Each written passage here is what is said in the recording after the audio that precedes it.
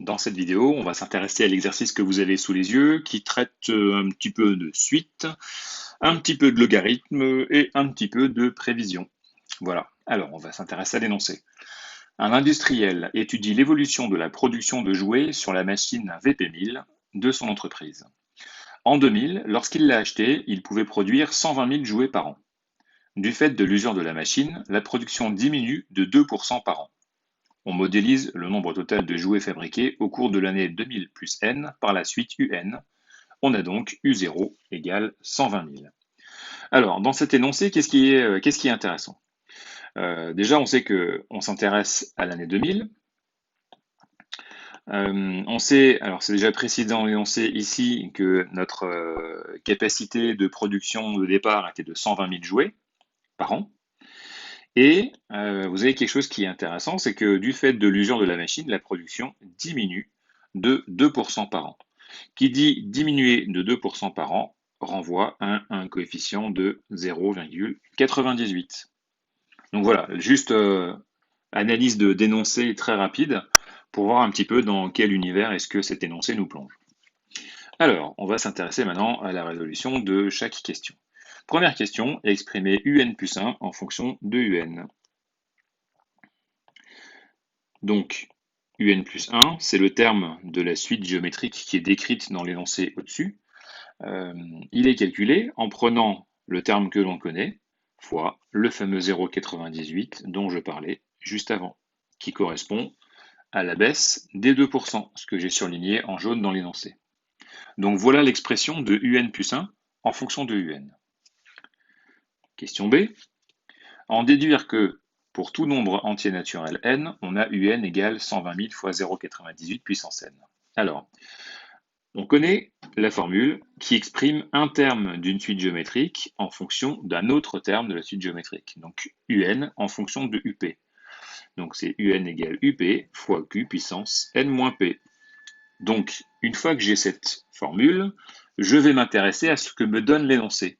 Dans l'énoncé, on a ici, en vert, les 120 000 jouets, le U0. Ce qui veut dire que le UP qui est là, je vais le remplacer par un terme que je connais de la suite. Il se trouve que c'est U0. Ça veut dire que la valeur P va prendre, la lettre P, l'inconnu P, va prendre la valeur 0.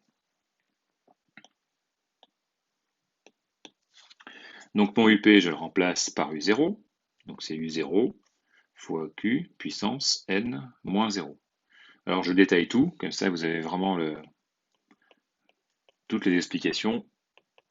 Donc j'ai bien le 120 000. La raison, elle est toujours de 0,98. Et N-0, ça fait N. On vient d'exprimer UN en fonction de N. Donc 120 000 fois 0,98 puissance N. C'est exactement ce qu'on nous demande de faire à la question 1b. Passons à la question 2.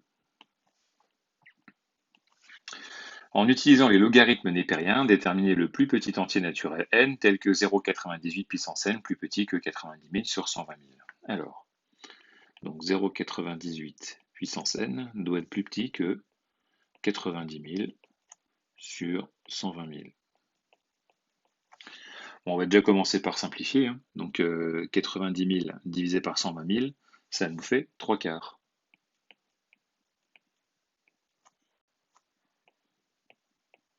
Voilà.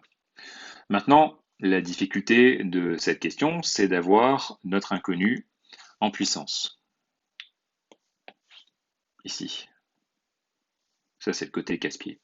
Et bien, c'est pour ça que dans l'énoncé, ils nous disent d'utiliser le logarithme, puisque le logarithme n'est pas rien. Je ne sais pas si vous vous en souvenez, au niveau du cours, on a dit un jour que ln de a puissance b est égal à b fois ln de a.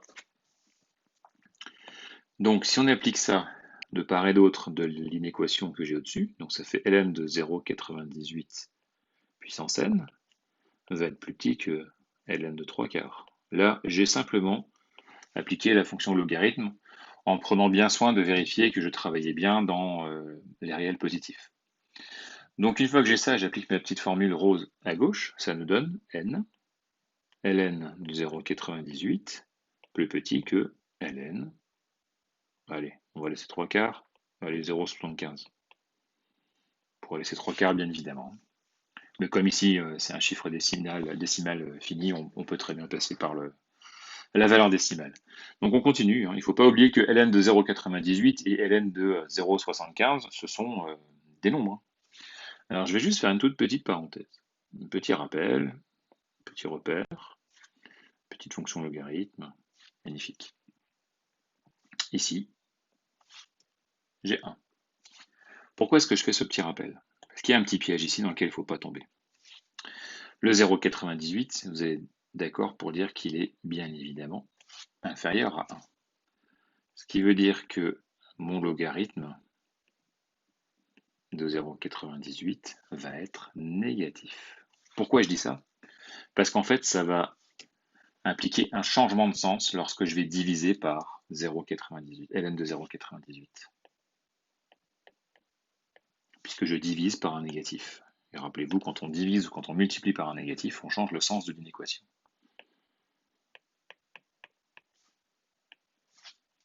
Et lorsque j'effectue ce petit calcul à l'aide de ma calculatrice, j'obtiens n plus grand que 14,24. Donc, au bout de 15 ans,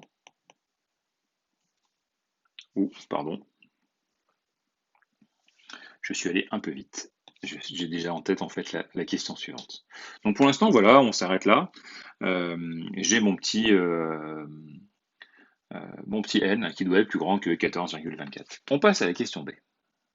Vous allez voir l'histoire du petit 15 ans.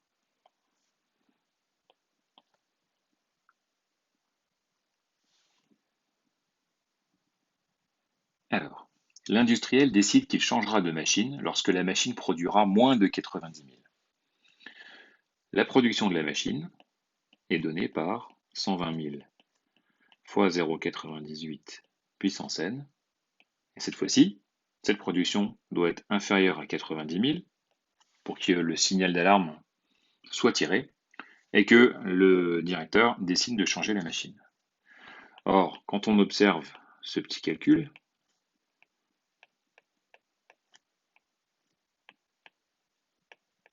on obtient le calcul de la question A. Donc là, on ne va pas s'embêter à refaire tout le détail. Décidément, j'ai vraiment le 15 en tête. Oh, pardon, c'est pas le bon stylo. Hop, là ça va mieux. Donc 14,24. Il ne faut pas oublier que n, ici, c'est un entier. Et l'entier le plus proche, mais strictement supérieur à 14,24, c'est 15. Ça y est, on a enfin le 15 que j'avais annoncé tout à l'heure. Donc en quelle année changera-t-il de machine? Sachant que n est égal à 15 et que notre point de départ c'était 2000, pour n est égal à 0, 2000 plus 15, 2015. Il changera de machine en 2015.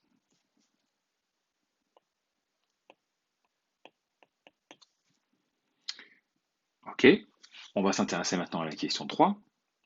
À l'aide d'une calculatrice, calculez la somme des termes consécutifs de rang 0 à 14 de la suite géométrique Vn, de terme général Vn égale 0,98 puissance n.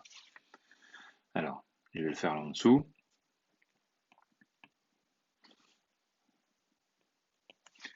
Donc, ce qui nous intéresse, c'est de calculer V0 plus V1 plus V14.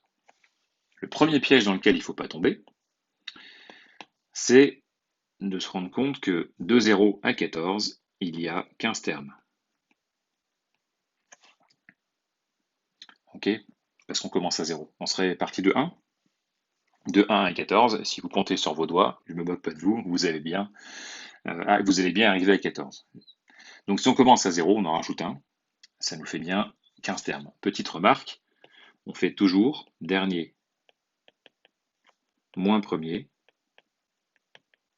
plus 1. Pourquoi plus 1? Parce qu'on réintègre le premier que l'on vient d'enlever. Dernier moins premier plus 1.